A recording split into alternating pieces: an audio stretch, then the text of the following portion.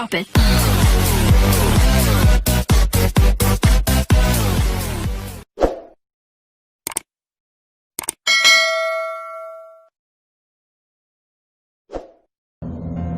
Assalamualaikum warahmatullahi wabarakatuh. Kembali lagi di pembelajaran Ustadz. Kita hari ini melanjutkan pembelajaran PPKN dari materi sebelumnya. Hari ini kita akan melanjutkan materi tentang Pancasila sebagai dasar negara dan pandangan hidup dalam kehidupan berbangsa dan bernegara. Nah, kemarin kita sudah mempelajari tentang kedudukan dan fungsi dari Pancasila itu. Jika kita hanya ucapkan Pancasila tidak lebih dari kata-kata, seharusnya Pancasila itu dicintai, dan sebaik-baiknya mencintai adalah dirasakan dalam hati dan dibuktikan dengan tindakan. Ini kutipan dari Ganang Laksita. Selanjutnya, peta konsep pembelajaran kita untuk satu bab ini, yang pertama tentang kedudukan dan arti penting ideologi Pancasila, tentang pemaknaan nilai Pancasila dalam setiap sila-silanya, dan yang terakhir adalah pengamalan Pancasila dalam kehidupan berbangsa dan bernegara. Kemarin kita sudah mempelajari tentang kedudukan dan fungsinya. Hari ini kita akan mempelajari tentang arti pentingnya sebuah ideologi negara dan juga bagaimana cara memaknai setiap nilai-nilai yang ada di dalam Pancasila itu.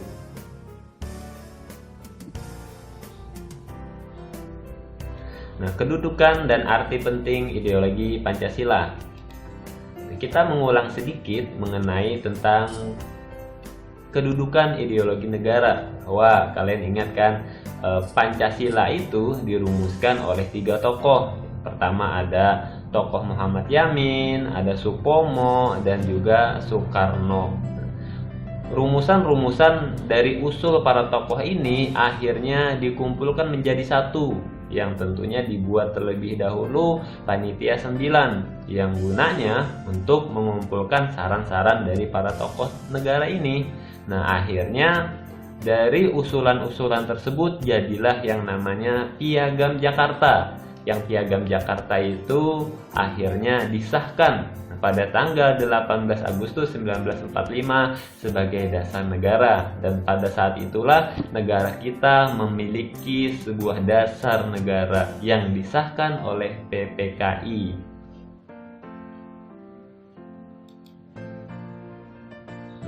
Kemarin waktu kita belajar tentang kedudukan dan fungsi Pancasila, bahwa Pancasila adalah sebagai dasar negara, adalah sebagai sumber dari segala sumber hukum, juga Pancasila dapat dijadikan pedoman dalam setiap permasalahan bermasyarakat, sebagai perjanjian luhur atau pemersatu bangsa, sebagai identitas suatu bangsa. Jadi ideologi Pancasila itu adalah dasar negara Indonesia yang menjadi acuan dan pedoman dalam kehidupan bermasyarakat dan bernegara, yang cakupan kedudukannya itu memiliki sangat luas.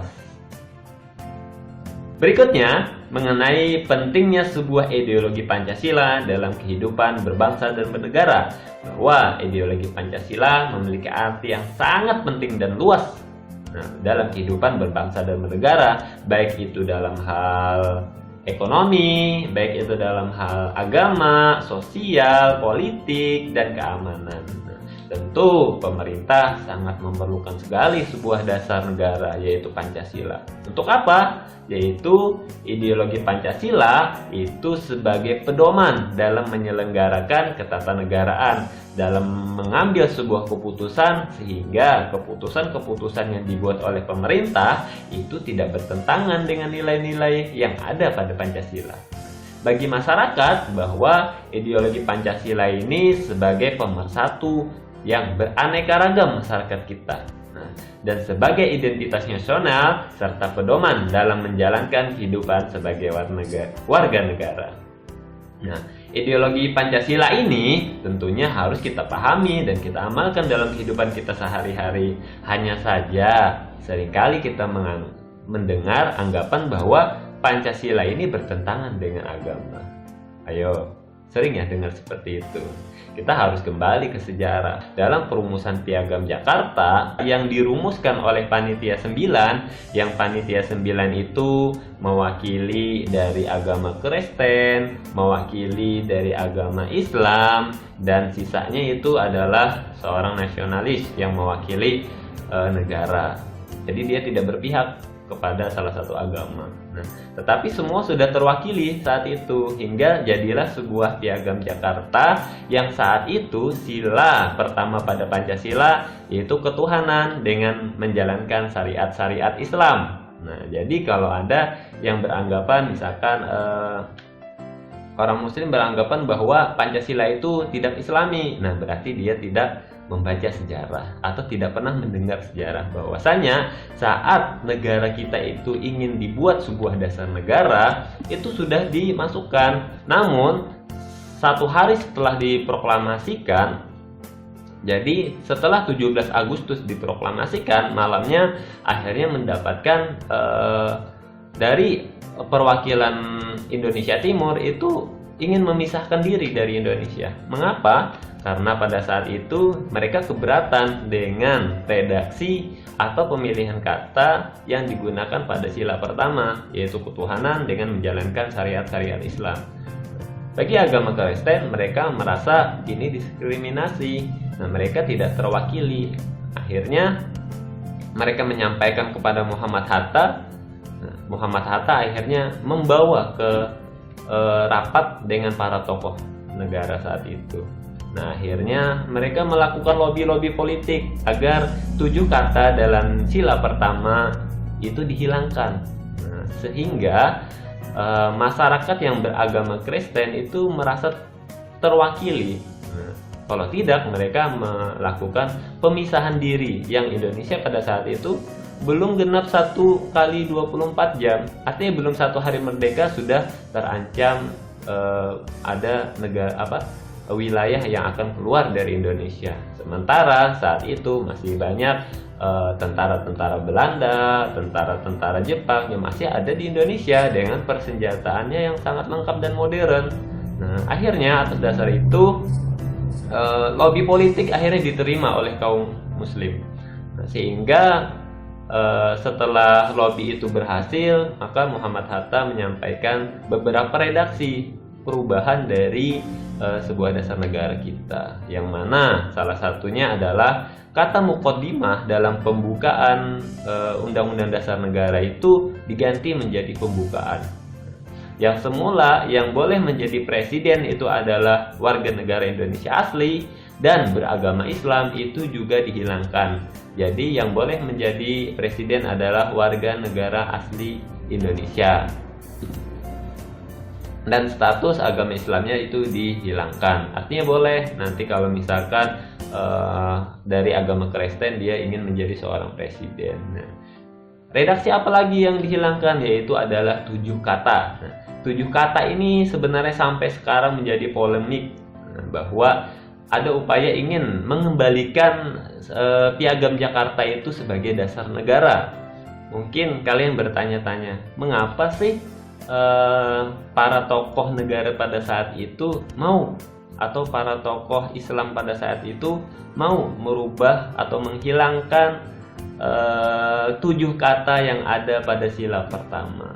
Ya, karena pada saat itu memang kondisinya sangat terdesak. Ya, tanggal 18 Agustus 1945 itu kita harus sudah memilih siapa presiden, siapa wakil presiden kita harus sudah menetapkan dasar negara kita. Nah, sementara terjadi polemik antara tokoh-tokoh yang merumuskan dasar negara tentang penghilangan 7 kata itu, dengan ancaman bahwa rakyat dari Indonesia Timur akan melepaskan diri kalau tidak dihilangkan 7 kata itu. Akhirnya dengan berat hati, tokoh Muslim pada saat itu mengiyakan dengan janji-janji yang diberikan oleh Soekarno bahwa 6 bulan lagi kita akan membuat sebuah undang-undang sebagai pedoman dalam bernegara yang lebih sempurna. Nah, karena undang-undang yang kita pakai saat ini itu adalah undang-undang darurat. Nah, jangan sampai karena undang-undang yang belum sempurna kita buat ini akhirnya membuat perpecahan bagi kita. Nah, makanya akhirnya para tokoh Islam pada saat itu mau untuk menghilangkan 7 kata itu dan menggantinya dengan ketuhanan yang Maha Esa. Nah, maksud dari ketuhanan yang Maha Esa itu bahwa Indonesia tentu tidak membenarkan warga negaranya tidak memiliki agama, dan ketuhanan yang Maha Esa itu memang masih tetap identik dengan agama Islam. Nah, tetapi ketuhanan yang Maha Esa itu juga bisa ditafsirkan oleh agama-agama yang lain seperti Hindu, Buddha, dan lain sebagainya. Nah, akhirnya ini bisa diterima dan disahkan oleh PPKI pada tanggal 18 Agustus 1945. Ideologi Pancasila ini sangatlah penting bagi kita dalam kehidupan berbangsa dan bernegara. Karena itu, kewajiban kita yaitu untuk tetap menjaga dan senantiasa mengamalkan dari nilai-nilai Pancasila ini. Apa yang kita miliki yaitu Pancasila memang bukanlah ideologi yang terbaik. Akan tetapi, sampai dengan hari ini, ideologi Pancasila adalah ideologi yang terbaik yang pernah kita miliki. Ini kutipan dari Ganang Laksita. Yang mana Pancasila ini kita harus mengedepankan nilai-nilai agama, yaitu pada sila pertama ketuhanan yang Maha Esa, dan juga mengakomodasi segala keberagaman, mengutamakan kesejahteraan bersama, tidak diskriminasi, dan menjunjung hak asasi manusia. Prinsip keadilan harus proporsional dan membangun nasionalisme dengan semangat persatuan.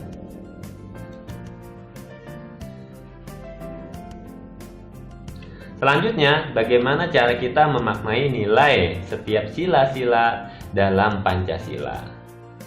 Nah, jadi bahwa Pancasila itu sila 1, sila 2, sampai sila 5 itu tidak bisa dipisah-pisahkan. Jadi dia saling memiliki keterkaitan antara satu dengan yang lainnya. Nah, jadi tidak bisa misalkan sila pertama kita hilangkan atau sila kedua kita hilangkan, karena dia saling menyatu, saling menjiwai. Bahwa sila pertama misalkan meliputi atau menjiwai sila kedua, ketiga, keempat, dan kelima. Begitu juga sebaliknya. Dengan kata lain, bahwa Pancasila tidak dapat dipisah-pisahkan. Setiap sila saling berhubungan dengan yang lain, saling melengkapi satu sama yang lain. Jika bukan 5 sila, maka bukan Pancasila. Jika bukan Pancasila, maka bukan dasar negara Indonesia. Nah, kita tahu waktu kelas 7 kalian belajar tentang jumlah bulu burung Garuda ini yang melambangkan hari proklamasi kemerdekaan Indonesia. Yang mana dia memiliki 17 bulu pada sayapnya, dia memiliki 19 bulu pangkal pada ekornya, dia memiliki 8 bulu pada ekor, dan 45 bulu pada lehernya. Sehingga ini menggambarkan bahwa kita merdeka itu pada tanggal 17 Agustus 1945. Yang disahkan sehari setelah itu pada tanggal 18 Agustus 1945, akhirnya dasar negara secara konstitusi kita miliki. Nah, ini penjelasan mengenai sila-sila dari 5 sila Pancasila. Kita bahas secara satu persatu. Yang pertama adalah sila 1, yaitu ketuhanan yang Maha Esa. Bintang emas ini dengan background hitam di belakangnya atau latar belakang hitam yang bintang berwarna emas melambangkan bahwa warna alam atau warna asli yang menunjukkan Tuhan sebagai sumber dari segala sesuatu. Makna pada sila pertama ini bahwa seluruh rakyat atau bangsa Indonesia mengakui dengan adanya Tuhan yang telah menciptakan seluruh alam dan isinya. Jadi tidak dibenarkan ada warga negara itu tidak memiliki kepercayaan. Yang kedua, negara menjamin kemerdekaan setiap warga negara Indonesia untuk memeluk serta beribadah menurut agama dan kepercayaannya masing-masing. Yang ketiga, juga toleransi antar beragama. Yang kedua, kemanusiaan yang adil dan beradab. Nah, jadi rantai yang disusun seperti gelang-gelang kecil ini menandakan bahwa hubungan manusia satu dengan yang lain itu saling membantu karena kita hidup secara sosial. Nah, rantai yang terdapat pada kedua atau sila kedua Pancasila ini terdiri dari mata rantai yang berbentuk persegi empat dan lingkaran yang saling terkait yang membentuk lingkaran.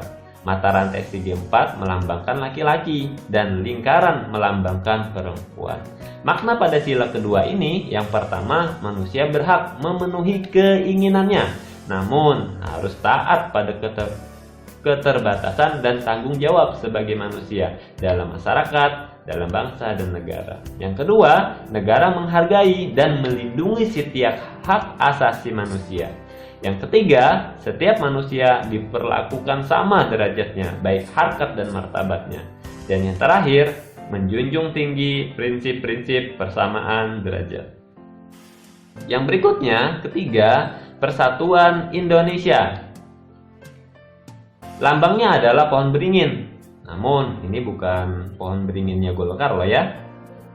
Jadi makna pohon beringin sebagai tempat berteduh dan berlindung.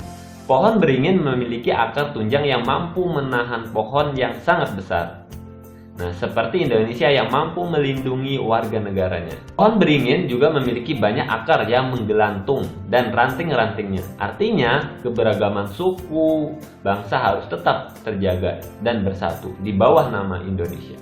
Nah, makna pada sila ketiga ini bahwa negara Indonesia mengutamakan persatuan dan kesatuan dalam seluruh bangsa Indonesia. Yang kedua, setiap warga negara harus mengutamakan persatuan dan kesatuan tadi demi kepentingan dan keselamatan bangsa dan negara. Nah, yang terakhir, harus mengutamakan kepentingan bangsa dan negara di atas kepentingan pribadi ataupun golongan.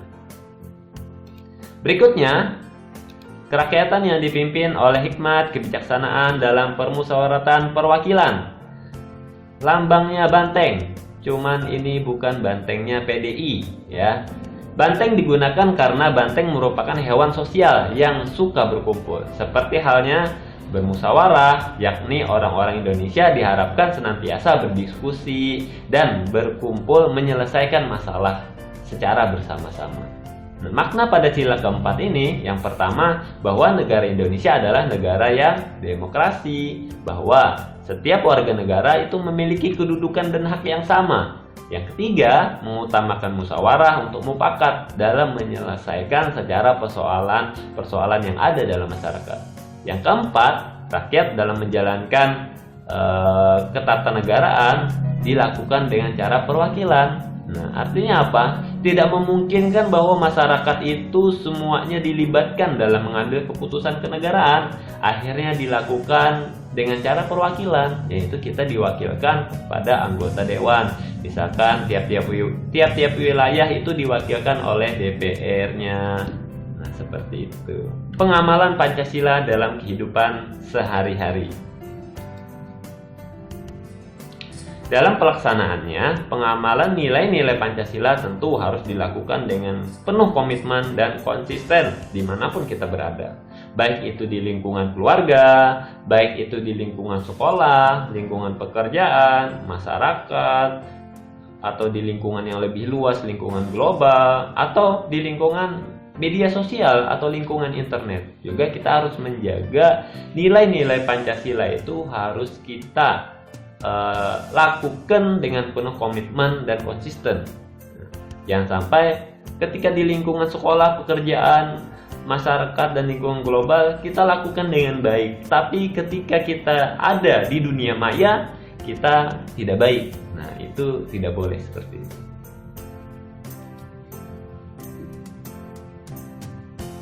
Hal-hal penting dalam pelaksanaan ideologi Pancasila. Yang pertama, beragama sesuai keyakinan dan Pancasila menjadi penghubung antara umat beragama lainnya. Menghargai keberagaman atau perbedaan. Konsisten dan komitmen baik di dunia nyata maupun di dunia maya. Nah, mematuhi aturan dengan penuh tanggung jawab, berbahasa yang sopan dan pandai menyesuaikan keadaan. Memiliki rasa cinta akan tanah air, menghormati dan menghargai orang lain tanpa diskriminasi. mengutamakan musyawarah untuk mufakat.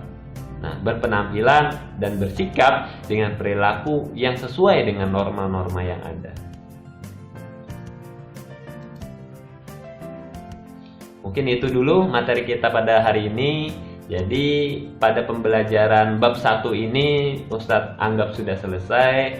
Jadi pertemuan berikutnya kita akan melaksanakan ulangan kompetensi dasar untuk bab 1. Silakan dipelajari lagi untuk materi bab 1-nya. Nanti pertemuan berikutnya insya Allah akan Ustadz siapkan untuk penilaiannya. Demikian, salah hilaf Ustadz mohon maaf. Wabillahi taufiq wal hidayah. Assalamualaikum warahmatullahi wabarakatuh.